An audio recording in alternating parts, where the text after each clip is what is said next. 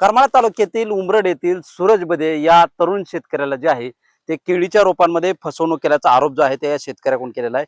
त्याला विल्यम्स कंपनीची ही जी आहे तिने 5,000 रोपांची जी आहे ती खरेदी केली होती. परंतु त्याला विल्यम्स कंपनीची रोपे न देता त्या रोपांमध्ये जी आहे ती फसवणूक केली आहे.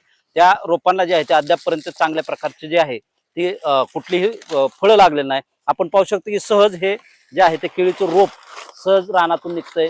या ठिकाणी आपण पाहू शकतो कुठल्याही प्रकारची मुळी या रोपांमधून झालेली दिसत नाही. यामध्ये आहे त्या शेतकऱ्याने तब्बल 5,000 रोपं जी आहे ती घेतली होती. त्यानंतर जवळपास हे आहे ते सर्व लागवड करण्यासाठी त्याला 15 लाख रुपयांचा खर्च आला होता. तो शेतकरी आपल्या बरोबर आहे. काय सांगशील, कशा पद्धतीनं तुझे नेमकं काय वस्तुस्थिती आहे या पिकाबाबत? हा आपण सचिन बिनवडेकडे ह्या रोपांसाठी अर्ज आपली काय मागणी केलेली होती. मागणी केली असताना त्यांनी आपल्याला 5,000 रोपं विल्यमची म्हणून दिली. त्या अद्याप प्रकरणी रोपं दिल्याच्या नंतर एक 4-5 काय 6-7 महिन्याच्या नंतर थोडी थोडी पडण्यासाठी चालू झाली. तर ते म्हणले की काय प्रॉब्लेम नाही, होईल ठीक. तर थोड्या दिवसांनी परत एक 8-9 महिन्यानंतर घडी थोडंफार लागले. तर त्यानंतर थोड्याफार झाडांना 1,000 झाडांना लागले. परत ती काय हार्वेस्टिंग झाली नाही. तर काही 4,500 झाडांना लागले. पण ह्या आपलं काय अशा प्रकारे लागले की त्या रोपांची हार्वेस्टिंग ही आज होऊ शकत नाही. कारण आपलं काय ते फळधारणाच व्यवस्थित झालेली नाही त्या रोपांची. खालनं जमिनीतनच त्या झाडांना मुळकूच होण्याचा आपलं काय मुळकूच झालेला आहे. तर त्या प्रकरणी आपण पोलीस स्टेशनमध्ये गेलो.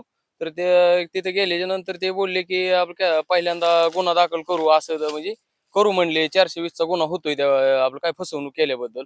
कुठल्या अधिकाऱ्याला भेटला तुम्ही? आपलं काय पोलीस निरीक्षक अभिजित मोहोळकर त्यांच्याकडे गेल्याच्या नंतर ते करू म्हणले, काय अडचण नाही.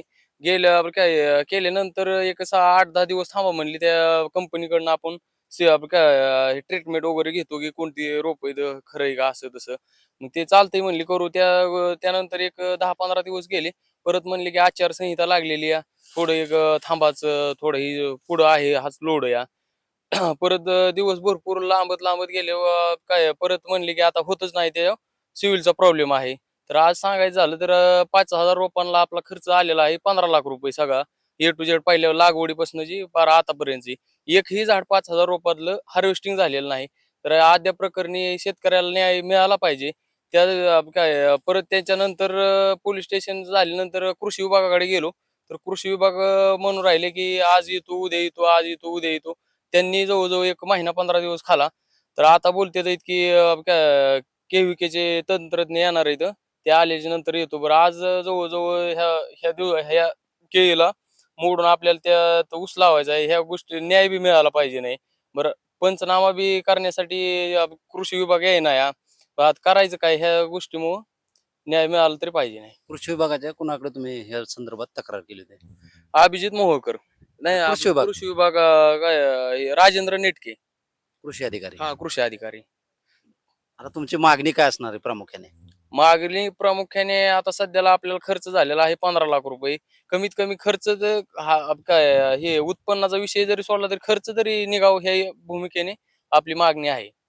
नक्कीच आपण पाहतोय की या तरुणाने जे आहे ते केळी रोपांची जी आहे ती जवळपास जे आहे रोपं मागवली होती. त्यामध्ये शेतकऱ्यानं ते लागवड देखील केली होती. यामध्ये जवळपास या शेतकऱ्याचं जे आहे ते 15 लाख रुपयांचं जे आहे ते नुकसान झालं असून वारंवार त्याने पोलीस प्रशासन असेल तसेच कृषी विभाग असेल यांच्याकडे देखील तक्रार केली.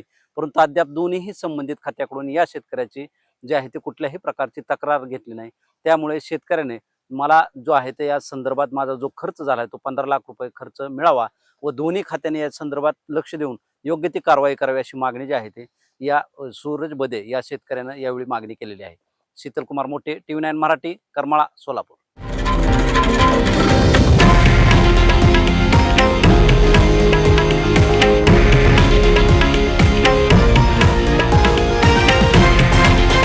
हे आहे देशातील नंबर 1 न्यूज नेटवर्क आणि आपण पाहत आहात TV9 मराठी, एकमेव.